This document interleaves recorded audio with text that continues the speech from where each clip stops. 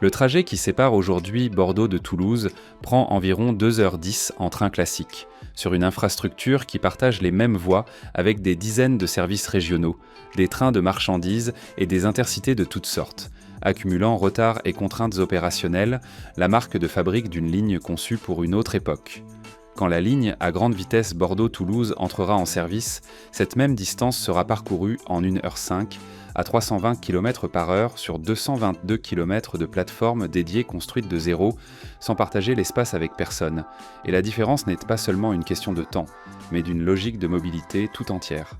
Dans cette vidéo, vous verrez comment ce projet est passé des années 1980 au chantier actif d'aujourd'hui, quels sont les points forts d'ingénierie de la ligne, comment les deux chantiers aux extrémités préparent le terrain et pourquoi l'impact va bien au-delà du temps gagné. L'histoire de ce projet est avant tout une histoire de patience forcée, d'un territoire qui a attendu des décennies quelque chose que le reste du pays avait déjà normalisé. Les premières études de faisabilité remontent à 2002 et 2003, quand Réseau Ferré de France a commencé à cartographier les tracés possibles pour relier les deux métropoles à grande vitesse. Mais l'idée d'une ligne à grande vitesse entre Bordeaux et Toulouse circulait déjà dans les documents de planification depuis la fin des années 1980, toujours repoussée pour des raisons de priorité budgétaire, toujours renvoyée à la phase suivante de tel ou tel programme d'investissement du gouvernement central.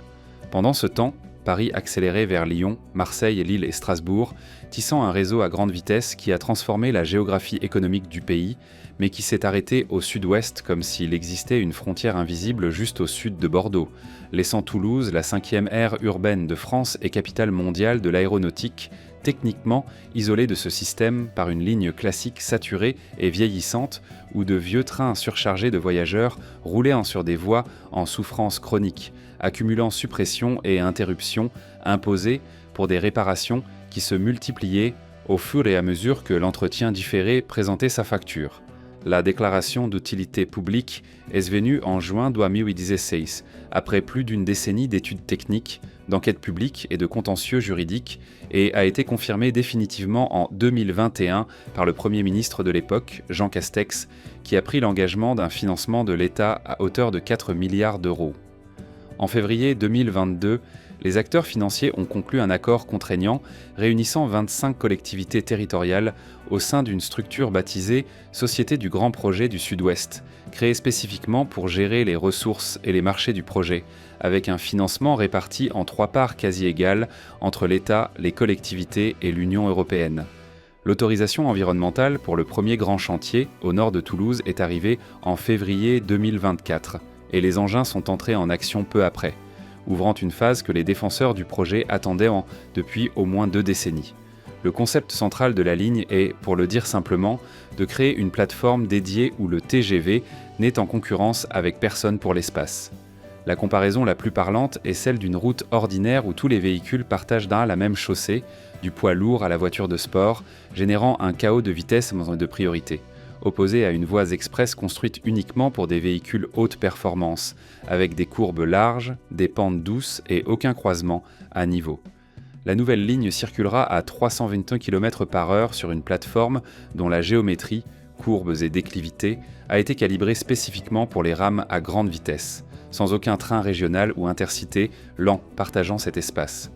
Le tracé a été conçu pour tirer parti de la topographie favorable de la plaine des Landes et de la vallée de la Garonne où la majeure partie de l'assise peut être construite en remblai simple à moins de 4 mètres au-dessus du niveau du sol, ce qui réduit le besoin d'ouvrages d'art complexes et le coût au mètre linéaire. Les exceptions se concentrent sur le tronçon entre Agen et Toulouse, où le relief plus accidenté et la présence de la Garonne elle-même et de ses affluents exigent des solutions d'ingénierie d'une autre envergure. Le premier grand point fort d'ingénierie concerne les aménagements ferroviaires au nord de Toulouse, désignés par le sigle AFNT, le chantier qui a démarré en février 2024 et représente le premier maillon physique de la LGV à sortir des cartons. Ce sont 19 km de voies rénovées et élargies entre la gare Matabio, le cœur ferroviaire de Toulouse, et la localité de Castelnau d'Estréfonds au nord, transformant une ligne surchargée à 2 voies en une infrastructure à 4 voies, fonctionnant selon 2 régimes distincts, avec 2 voies rapides à 160 km/h et 2 voies lentes à 130 km/h, chaque paire desservant des flux de services séparés. Le gain n'est pas seulement une question de vitesse, mais de capacité totale du système. Le projet prévoit que 92 trains par jour circulent au nord de Toulouse à l'horizon 2032, contre 58 en 2024, et cette multiplication n'est possible que parce que les trains régionaux vont cesser de se disputer l'espace avec les TGV sur la même paire de voies.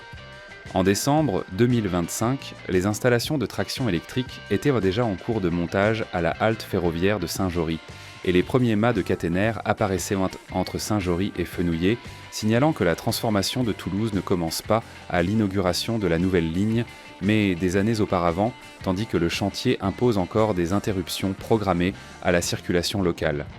Le deuxième point fort concerne les viaducs et tunnels du tronçon central, notamment la section entre Agen et Toulouse, où la Garonne et ses affluents croisent dans le tracé dans des conditions qui ne permettent pas de simplement dévier l'alignement de la ligne. Le viaduc de la Baïse franchira la vallée du même nom sur environ 1 km de longueur, suspendant la voie au-dessus d'une région au relief vallonné qui, sur la ligne classique, impose des courbes lentes et des vitesses réduites contribuant directement au temps de trajet actuel. Le viaduc sur la Garonne à Castel-Sarrazin résoudra l'une des traversées les plus délicates du tracé, franchissant le fleuve principal dans une zone soumise à des variations significatives de niveau lors des crues, ce qui impose des fondations profondes et des piles dimensionnées pour supporter à la fois la charge statique de la voie permanente et les efforts dynamiques de rames lourdes accélérant à plus de 300 km/h. Le tunnel de Pompignan, conçu pour l'approche finale de Toulouse, s'enfonce dans le sous-sol pour éviter l'impact sur des zones densément peuplées à l'entrée de la métropole, et c'est précisément dans cette section que la phase principale du grand chantier, prévue entre 2028 et 2030, se révélera la plus complexe et la plus dépendante d'une coordination logistique précise. Le troisième point fort concerne les aménagements ferroviaires au sud de Bordeaux, les AFSB, le chantier miroir qui opère depuis l'extrémité nord du tracé. À Bordeaux, le défi est d'une autre nature. La gare Saint-Jean, déjà modernisée pour accueillir le TGV de la LGV Tours-Bordeaux, inaugurée en juillet 2017, a besoin d'une sortie sud élargie pour absorber le nouveau flux, généré par la ligne vers Toulouse, sans créer de goulot d'étranglement qui grignoterait une partie du temps gagné sur le trajet à grande vitesse. Le chantier prévoit la création d'une troisième voie sur 13 km entre Bègles et Sainte-Médard d'Ayran, avec une quatrième voie supplémentaire dans les gares intermédiaires, la suppression de 6 passages à niveau le long du parcours et la création d'une zone de raccordement technique avec la future nouvelle ligne où les rames transiteront de la plateforme classique vers le couloir à grande vitesse. Chaque passage à niveau supprimé représente un point de conflit en moins entre trafic ferroviaire et routier urbain, avec un impact direct sur la sécurité et la régularité des opérations. Le quatrième point fort est le système de traction électrique qui alimentera la nouvelle ligne sur ses 222 km. La LGV Bordeaux-Toulouse fonctionnera en courant alternatif 25 000 volts, la norme des grandes lignes françaises à grande vitesse, nécessitant des sous-stations de traction réparties tout au long du tracé et des réseaux de caténaires dimensionnés pour les courants d'appel de rames lourdes en pleine accélération.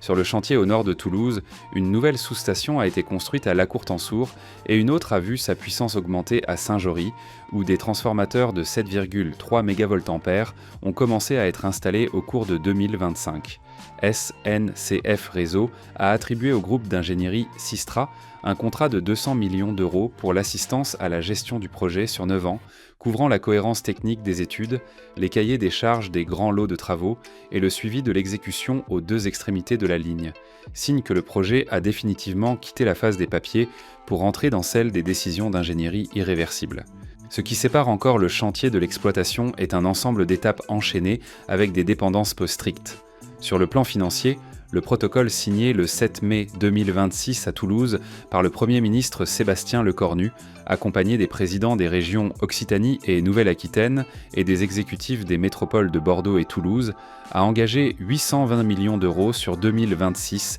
et 2027, à parts égales entre l'État et les collectivités, pour avancer sur les acquisitions foncières, les études environnementales et les fouilles archéologiques préventives le long des 222 km du tracé.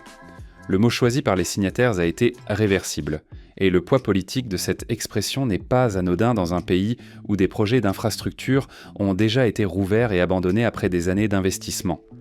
L'Union européenne, qui finance 20% du total de 14 milliards d'euros du projet, a confirmé par l'intermédiaire de ses coordinateurs du corridor atlantique que la proposition d'allocation de 3,5 milliards d'euros supplémentaires pour la période 2028 à 2035 était en cours d'examen par le Parlement européen, avec des perspectives positives d'approbation. Sur le plan environnemental, l'autorité environnementale française a rendu en septembre 2025 un avis pointant des lacunes dans l'évaluation d'impact des travaux préparatoires, exigeant que SNCF Réseau affine les calculs de la dette écologique du chantier et détaille les mesures de compensation prévues pour les écosystèmes affectés le long du tracé.